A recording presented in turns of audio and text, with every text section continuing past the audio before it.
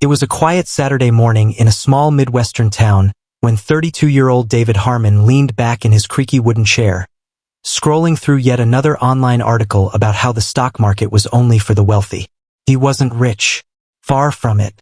David worked as a warehouse supervisor, pulling in around $48,000 a year. Most of that went to bills, groceries, and keeping the lights on for his two-bedroom apartment. But on that morning in 2018, something shifted. He stumbled across a story, a Reddit thread of all places, where a regular guy like him turned a modest investment into a fortune. Not by luck, but by research, guts, and timing. It wasn't a fairy tale or some get-rich-quick scheme. It was real, tangible. There were screenshots, brokerage statements, and most importantly, a roadmap. David bookmarked the thread, made a cup of black coffee, and sat down with a yellow legal pad. He had $1,000 saved up. Not much, but more than nothing. And what if, just what if, he could do the same? Pick the right stocks, make the right moves, and turn that $1,000 into a life-changing sum? Little did he know, 5 years later, David wouldn't just be better off financially. He'd be a whole new man. He'd be living debt-free, running a financial YouTube channel with hundreds of thousands of followers, and helping others replicate his success. And it all started with 3 smart stock picks that skyrocketed beyond anyone's expectations. Let's rewind the clock, shall we? David didn't want to gamble. He wasn't about chasing memes or hype. He needed solid ground, stocks that had real value, disruptive potential, and serious upside. After weeks of reading, studying annual reports, watching earnings calls on YouTube, and diving into financial statements for the first time in his life, he developed a personal set of rules. Strong market demand, the company must offer something people actually need or are increasingly adopting. Explosive growth potential, ideally in emerging tech or rapidly changing industries. Innovative leadership, visionary founders or CEOs willing to break the mold. Reasonable entry point. He had only $1,000 to play with. That meant picking wisely. With those principles, he finally landed on his first pick, a company he believed would revolutionize an entire industry. Now, in 2018, Tesla wasn't the behemoth it is today. It was still considered a risky play. People laughed at Elon Musk on late-night TV. Analysts were split down the middle, some called it a cult stock, others believed it was the next Apple. But David saw something different. He saw a company that wasn't just selling cars, it was selling a future. Clean energy, autonomous driving, solar panels, and an infrastructure overhaul. Tesla wasn't just a vehicle manufacturer, it was a tech company wearing an automaker's coat. Back then, Tesla shares were hovering around $65, split adjusted. David bought 15 shares for $975, leaving a little aside for fees. And then he waited. Within 2 years, Tesla stock exploded. First crossing $200, then $400, then a 5-4-1 stock split. And after the split, those same 15 shares became 75. As of 2023, Tesla had crossed $250 again, split adjusted. That meant those 15 shares David bought at $65 were now worth over $18,750. And that was just the beginning. David didn't sell. Despite all the market noise, the crashes, and the FUD, fear, uncertainty, and doubt, he held on. He watched CNBC hosts flip-flop daily and Reddit trolls scream, bubble. But he stuck with it. Tesla became a symbol of his new mindset. He wasn't chasing hype anymore. He was learning to understand trends, dive into company fundamentals, and trust his own judgment. And with one home run under his belt, it was time for the second pitch. Where we dive into David's second stock pick, one tied to the future of artificial intelligence that transformed a niche company into a Wall Street juggernaut by mid-2019. David had tasted success. His Tesla pick was soaring, but he knew he couldn't stop there. One smart investment was lucky, 2 meant strategy. And as he sat down one evening scrolling through tech articles on his cracked iPad, he noticed a growing trend that had tech circles buzzing: artificial intelligence. AI wasn't new. It had been around in theory and in labs for decades. But something was shifting. AI was moving from research to reality, from science fiction to business strategy. Algorithms were powering recommendation engines, self-driving cars, fraud detection, and even cancer diagnostics. But David wasn't just looking for the next buzzword. He wanted the infrastructure behind it, the companies supplying the tools that made AI run. He didn't want the gold, he wanted to invest in the shovel makers. That's when he stumbled upon NVIDIA. To the average person, NVIDIA made graphics cards for gamers. Cool tech, sure, but not exactly Wall Street material, right? Wrong. What David found was a company perfectly positioned to dominate the coming decade. NVIDIA's GPUs weren't just for video games anymore, they had become the engine of AI. Their chips could process massive datasets, accelerate machine learning models, and train neural networks at speeds traditional CPUs couldn't dream of. In 2019, NVIDIA shares were trading at around $40 split adjusted. Still affordable for someone like David. He took $1,000 and bought 25 shares. He wasn't alone. Quietly, big tech firms were loading up on NVIDIA chips. AI startups were building their entire backbones on NVIDIA's CUDA platform. Universities, research centers, governments, all were becoming clients of this once gaming company.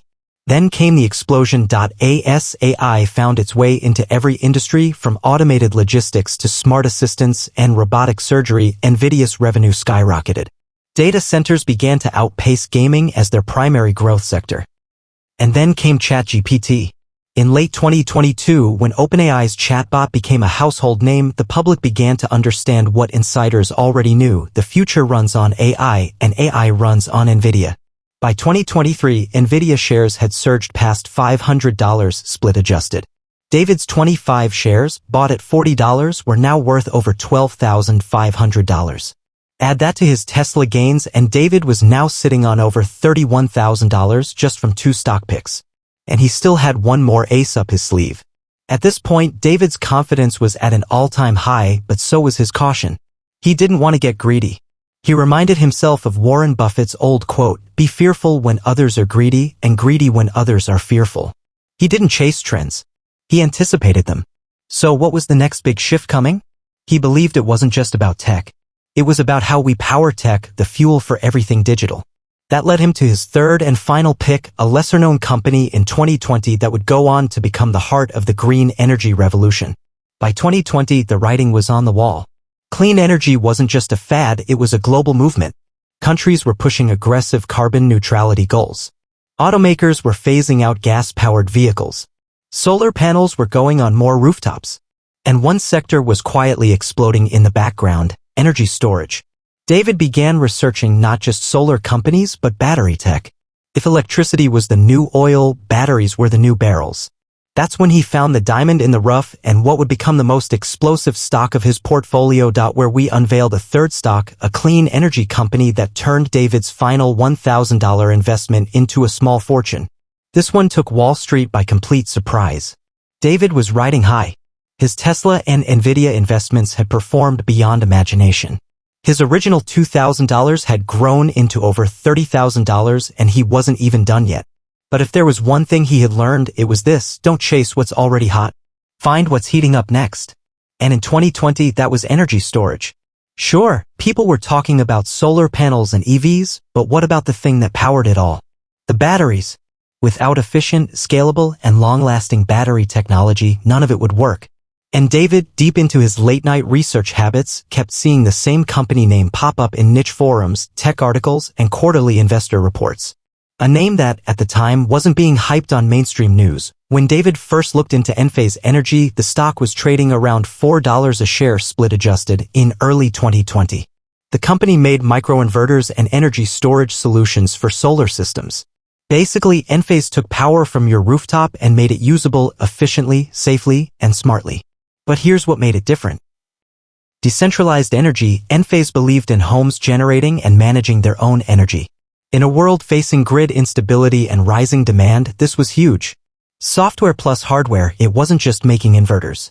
It was building an entire smart energy ecosystem: apps, cloud integration, AI-driven energy optimization. Global reach. Enphase was already expanding in Europe and Australia with major contracts lining up. David saw all this and thought, this company is basically doing for energy what Apple did for phones. He bought 250 shares for $1,000, a bold bet on the future of decentralized, smart energy. Then came the energy crisis.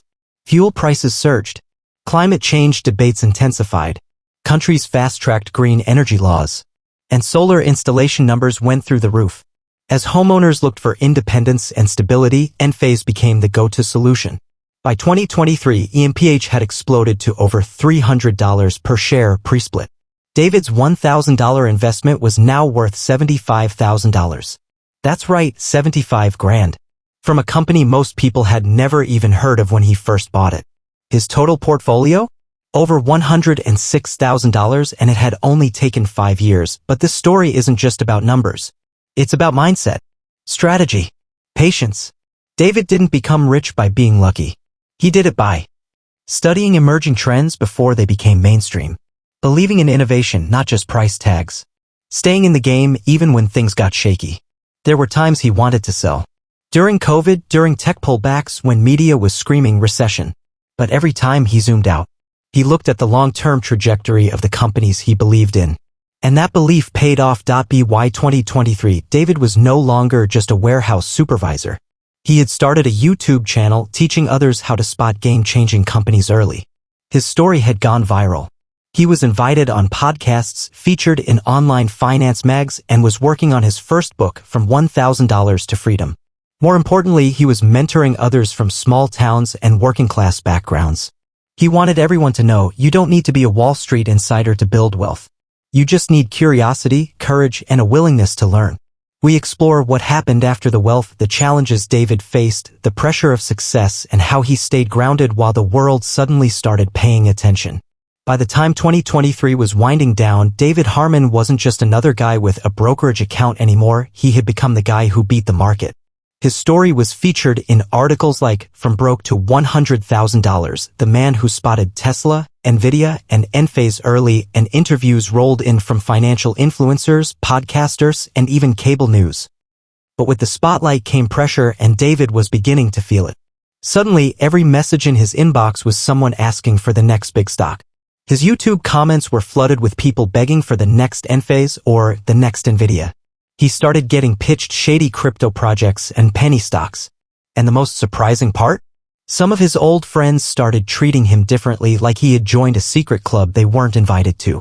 For a man who once spent years clipping coupons and driving a 15-year-old Civic, the fame and financial freedom were surreal, but also strange. Here's something David didn't expect: success can be isolating. When you're broke, people understand you. When you're rich, especially when you did it without a degree or high-powered job, people start asking questions. Must have been luck, right? He probably had insider info. Let's see if he can do it again. David found himself second-guessing everything, not because he doubted his investments, but because he felt like the world expected him to be something more than he was.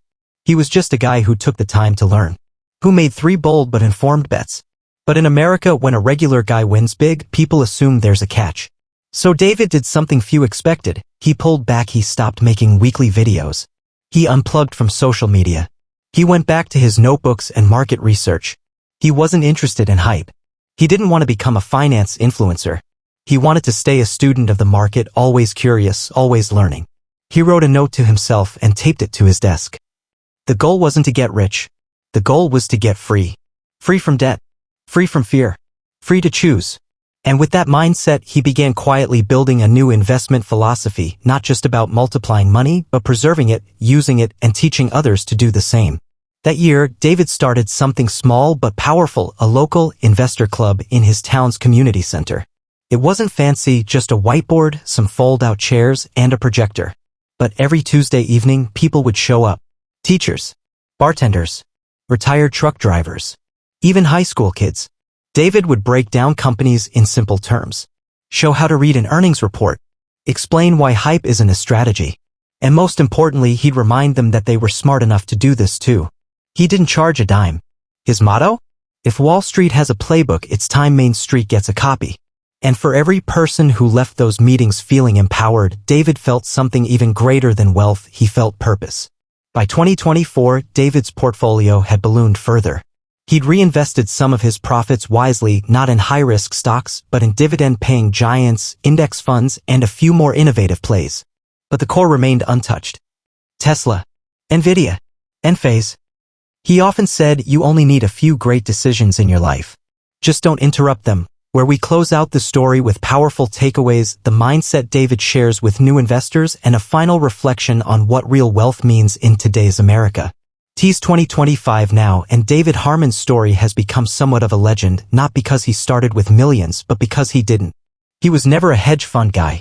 Never had insider info. Never even took a college finance class.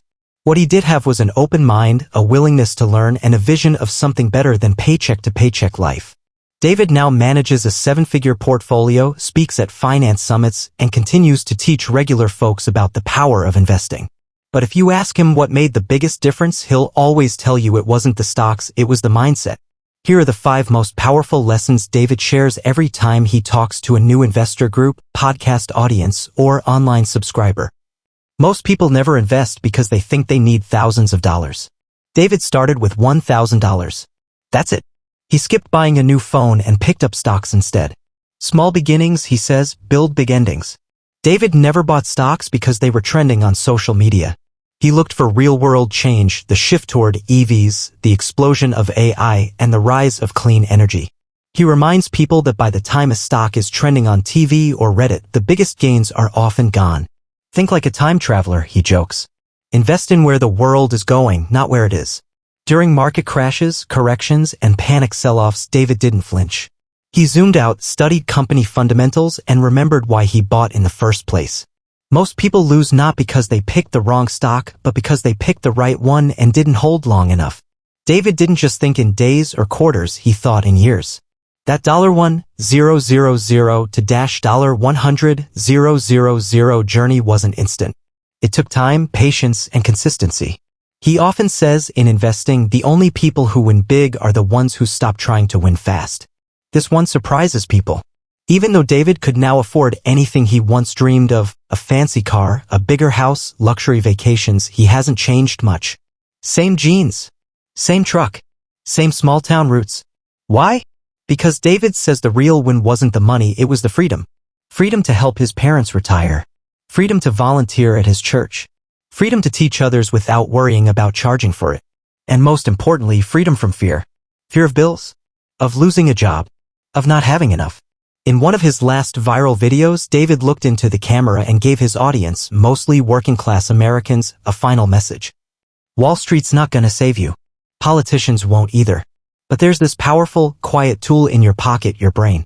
Learn how the market works. Pick companies you believe in. Hold through the noise. You don't need to hit home runs.